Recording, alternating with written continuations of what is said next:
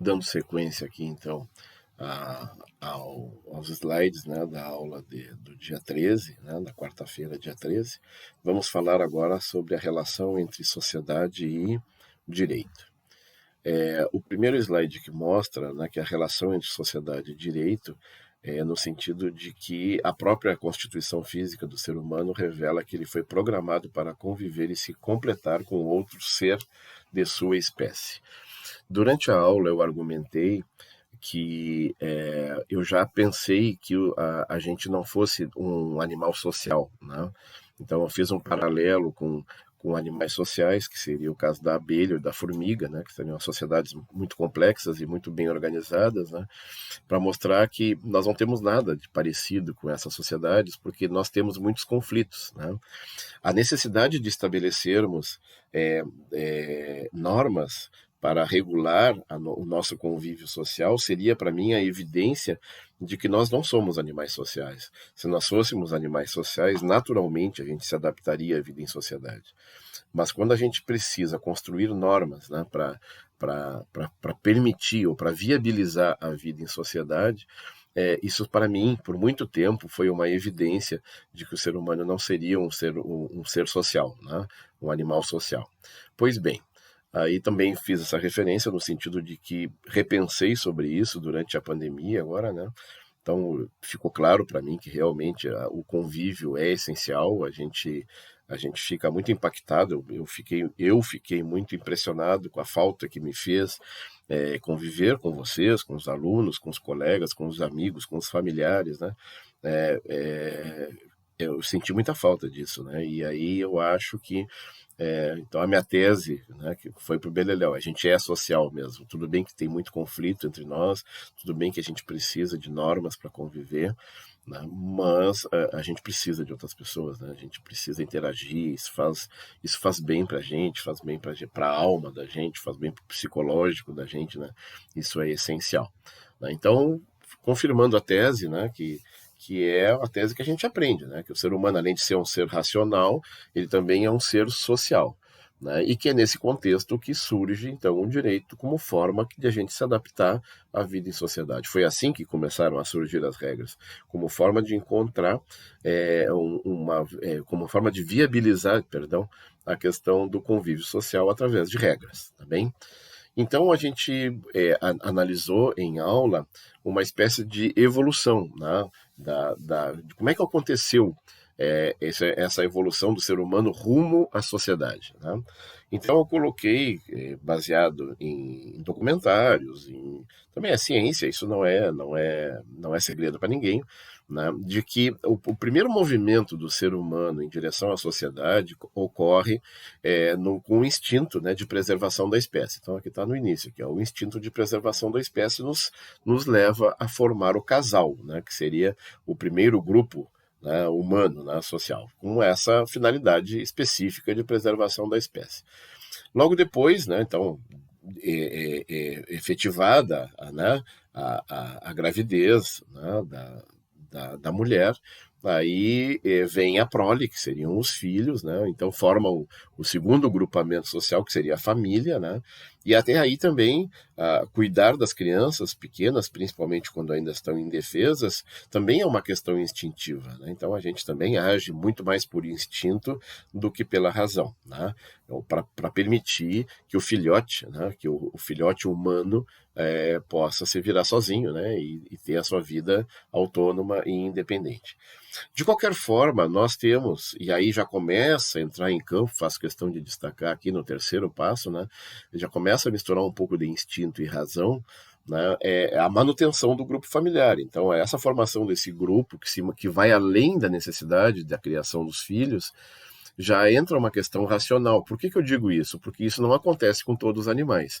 Esses dois primeiros passos aqui acontecem com todos os animais. Então, a questão da reprodução para a preservação da espécie é comum a todos os animais. A questão de cuidar da prole é uma questão comum a todos os animais, com algumas honrosas exceções, né? Naqueles casos que os filhos já nascem prontos, né? Então, seria excepcional aqui. Mas aqui, né, já entra, no caso da manutenção do grupo familiar, da preservação do grupo familiar, já entra um pouco de instinto, porque tem alguns animais que fazem, mas também tem uma questão racional aqui, né, de afeto, de um elemento psicológico aqui que já pode demonstrar, né, que nós temos alguns elementos não instintivos a serviço de formação de grupos, né? E aí sim, depois nós temos esses dois outros movimentos, que seria a formação de comunidades, das tribos, né? Que aí já é por uma questão racional, e o surgimento das grandes sociedades também, que é por uma questão racional. E nesse sentido, entra aí a questão do vídeo, né? Que eu coloquei para vocês, que é um vídeo disponível no YouTube, que vocês podem assistir, né? Aqui, inclusive, não está o link, mas acho que no material que eu mandei para vocês está o link, certo? Que é esse vídeo aqui, e que mostra, né? Vamos ver, vou tentar aqui, o meu medo todo é botar esse vídeo no troço do YouTube e depois dar direitos autorais, né? Mas vamos rezar para que não dê.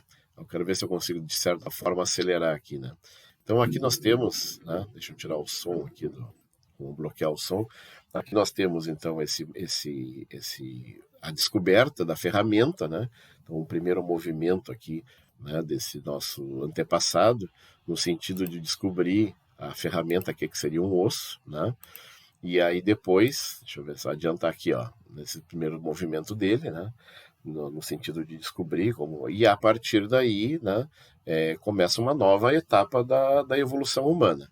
E vem até, no caso, a defesa do território aqui, né? Que seria essa questão relacionada aqui, né? Se vocês observarem nessa briga dessas dois grupos aqui de primatas, né? De Homo sapiens, né? Nessa briga, esses aqui estão desarmados, né? Os que estão atacando um território e os que estão defendendo o território.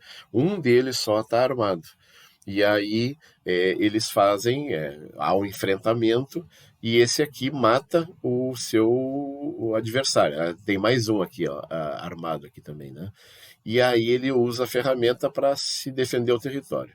No final, né, então só pegar essa cena aqui onde há a luta entre os dois, né?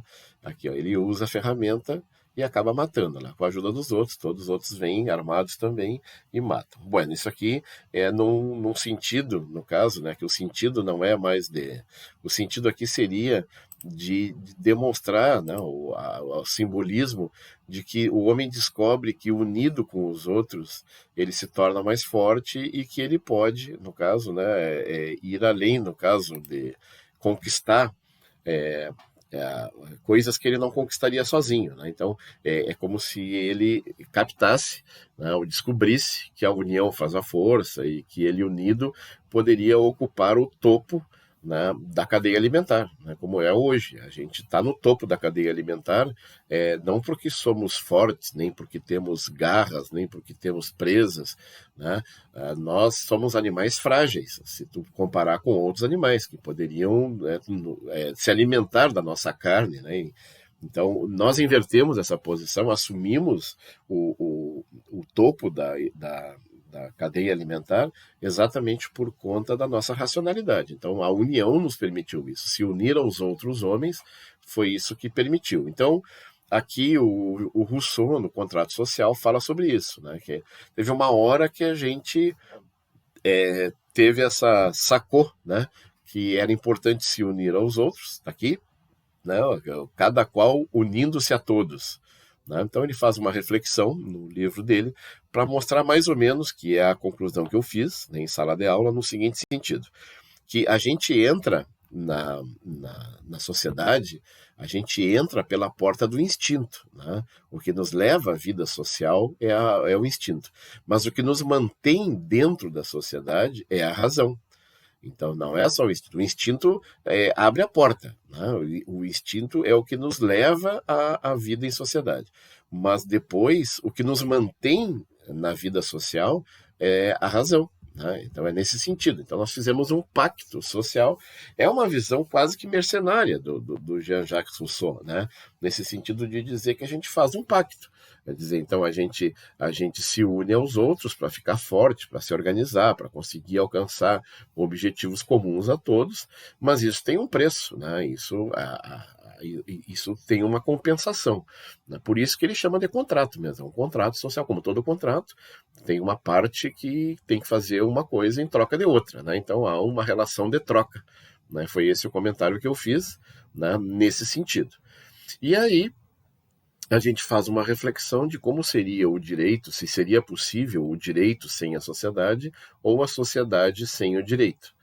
Então, a gente já viu que o direito surgiu no meio da sociedade, de que a sociedade só se mantém em função do direito, e aí a gente faz uma reflexão, a primeira delas, né, de que seria possível o direito sem sociedade.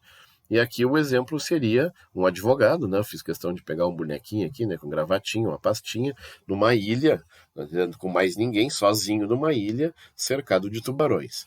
Daí para dizer o seguinte, de nada adianta eu saber as leis, de nada adianta eu ser advogado, ter conhecimento das leis, se eu estou sozinho numa ilha. Quer dizer, o direito surgiu exatamente para administrar os conflitos com duas ou mais pessoas, né? No momento que eu estou sozinho, eu estou livre de obedecer às normas jurídicas. O Paulo Nader comenta no livro dele que, estando sozinho numa ilha, a única legislação, no caso, a única norma que tu deveria obedecer seria as leis de Deus, isso se tu crê em Deus e na sua onipresença. Então ele condiciona ainda assim. Então, aquele que crê em Deus e crê na sua onipresença, né, tu nunca está sozinho, tu sempre está com Deus. Então, a única norma que tu obedeceria seriam as leis de Deus, estando sozinho, né? Agora, as leis humanas, o direito em si, não seria útil para quem mora sozinho numa ilha, tá bem? A outra perspectiva, a outra visão é de nós imaginarmos uma sociedade sem direito. A primeira ideia que vem para quase todo mundo é que uma sociedade sem direito seria uma sociedade caótica, e aí eu separei essa imagem aqui com uma cidade depredada pela guerra, né? Que é o que nós estamos vendo aí também nos jornais, né? A questão da Ucrânia, né? Vocês estão vendo aquilo ali é uma sociedade sem regras, né? Ali não tem lei, né? Ali é a lei da selva, como a gente diz, né? Ali é a lei do mais forte, crueldade, coisas que a nossa lei não aceita em hipótese alguma. Então, se tu tirar o direito da sociedade, a sociedade viveria um caos. Essa é uma posição a respeito, né, da sociedade sem o direito. Já uma outra visão, né, que seria de uma sociedade sem direito, que seria uma sociedade perfeita, uma sociedade de paz e harmonia, né, que é uma pregação, né, dos anarquistas, uma pregação hippie, né, paz e amor, aqui são os símbolos, né, daqueles que acreditam que se tu tirar o direito da sociedade, a sociedade viveria em paz e harmonia, porque o direito seria o responsável pela criação dos conflitos, né? Então, na verdade, as pessoas acham que o homem é um ser naturalmente bom, né? E que a sociedade o corrompe. Então, tem todo um raciocínio aí em cima do que eles acreditam. Mas eu faço uma correção, a bem da verdade, né? Que não existe essa pregação do anarquismo de uma sociedade sem direito, certo? Eles pregam uma sociedade sem governo. E aí eu faço essa explicação sempre, né, para não cometer nenhuma incorreção teórica, né? Uma sociedade sem governo significa uma sociedade sem os três poderes, sem o poder executivo, sem o poder legislativo e sem o poder judiciário. Ora, esses três poderes giram em torno, né, ou gravitam em torno do direito. Se o legislativo faz as leis, né, faz o direito, o judiciário aplica essas regras aos casos concretos e o executivo cumpre essas regras. Essa é a função elementar. Então, se tu tira o governo, tu tira os três poderes, tu tira o direito. Por tabela, seria uma sociedade sem direito, que é a visão anarquista ou a visão hippie, né, que foi a experiência social mais próxima do anarquismo que nós chegamos no mundo, foi o movimento hippie, né, representado aqui por essa imagem, por esse GIF aqui, né? Nós temos então a possibilidade, vislumbrar uma sociedade harmônica, sem violência, né? Eu vou esclarecer melhor isso na próxima aula, porque eu me esqueci de um detalhe, né? Mas eu vou deixar isso para a próxima aula para a gente fazer uma complementação desse raciocínio. Vamos fazer uma pausa aqui também para o vídeo não ficar muito longo.